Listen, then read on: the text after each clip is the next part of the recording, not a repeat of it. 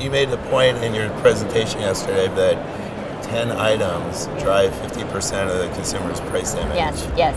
Yeah, that's unbelievable, isn't it? I think that so many retailers are focused on, and obviously 10 items across millions of shoppers is a couple thousand items, but I think too many retailers are focused on just price comparison versus the competition and what should they do about it. And they really need to be focused on what are their consumers' price perception. And they really can narrow that focus by understanding, by shopper group, what are those 10 items? I mean, consumers buy, thousands of items over the year, but by focusing on those 10 items, those 10 known value items, that they're buying in the market, they can really narrow the focus on the pricing decisions that they need to make in order to raise margins. So, how did you determine that there's 10 items that drive the price image? Yeah, well, Nielsen obviously tracks the market level, what they buy in the market level. I mean, it's a great partnership that we have with Engage3 in that you all price known competitor pricing, and we track market level pricing, and so together we're able to provide a complete package to our retailers where they can scale and make pricing decisions very quickly. So we have market level data for food, drug, dollar, club, the environment out there. What are they buying in the market? And then since you track name competitor, it's just a great unison, and both are very important. But together we're able to provide them a scalable pricing image package. How do most retailers think about price image? Yeah, I think it varies by retailer. I think in general, retailers get the concept of price image, but I think a lot of them are really focused on just how does their price compare versus the competition? How does their price compare versus the total market?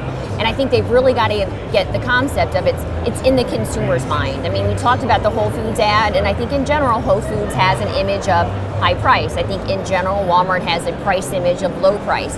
But there's so many retailers in between, and I think they've really got to get the concept of price image is how consumers view their pricing. And so we come back to what we talked about, KVIs, known value pricing. And so you've really got to focus on what are those 10 items that consumers know that they buy on a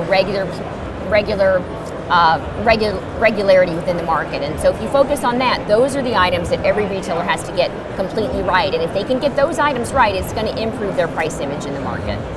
Yeah, that's consistent with what we're seeing. We see the retailers comparing their prices to the competitors, and most of them are using rules to be within some gap of a competitor, but not focusing, not investing on those core items. Right, and if they focus on that, just the price gap versus all of the items, I mean, they're going to be leaving money on the table. They're going to lower prices when they don't necessarily need to because perhaps the consumer doesn't really know what that price is, and they're going to raise prices when they absolutely should not be raising prices. So that concept of price image is just so important, and together, Nielsen and Engage3 can really master that and provide a scalable, fast solution to retailers.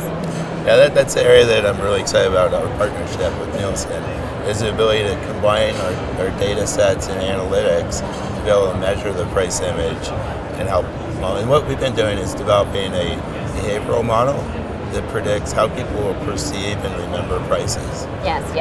And what we're seeing is that model, when we put it into a price optimization, it's very selective in what products they invest in. Those key KVIs. Yes. And it'll be very disruptive in those prices. Yes.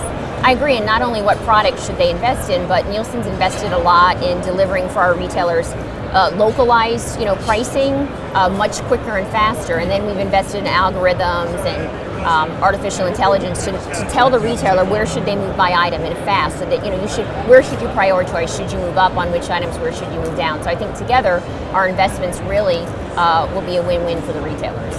And you mentioned about the 10 items that drive each consumer's price image. It got me thinking about personalization and the ability to manage a KVI list for each consumer. Right. Wow. I think it would be really powerful. What we're working with retailers today is a dynamic KVI list, so we can help them manage a dynamic KVI list. It could be store level or zone level, but when it goes to personalization is where I see a huge opportunity. Yeah. Now, do you really think you mentioned personalization on an individual basis for consumers? Do you really think the industry is moving though to one-on-one pricing? That's an interesting concept, and I personally think that we're a way away. But do you think that personalized one-to-one pricing is in the short-term future? I believe it's inevitable, and the reason I believe that is, marketing 101, the more you can segment your market, the more pricing power you have. So the ultimate in that is personalized pricing. Yes. And we don't believe it's going to be the price. It's personalized. It's the discount.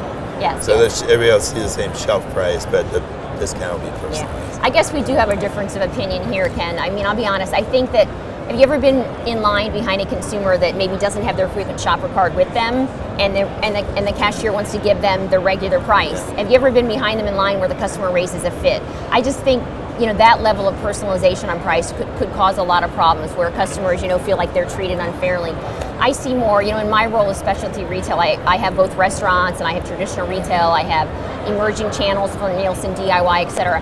And if you notice in the hotel environment, they do a lot of demand pricing, on certain holidays or certain events they have. So I would see the industry moving more towards demand pricing. Maybe certain occasions are higher and lower, but I think personalized, one-on-one pricing would cause a lot of problems and just would be very hard to manage. So I guess we do have a little bit of a difference of opinion there. No, I agree with you on the challenges, but I think there's solutions to those. If I look at the airlines, when they implemented their different pricing by how close it is to the flight, I don't think they did it right, but they can, even though the consumers were really frustrated by it, right. the power of the pricing was so powerful that it's true. still there. That's true. And I think there's a way to do it in retail where you don't have that aftershock. If it's marketed right, the consumers realize it's helping them. Yeah, that's true. It gets back to how complex really today's environment is, and the pricing is complex. But you're right, the right retailers, I think, have a great opportunity to really create a nice, personalized experience for their customers.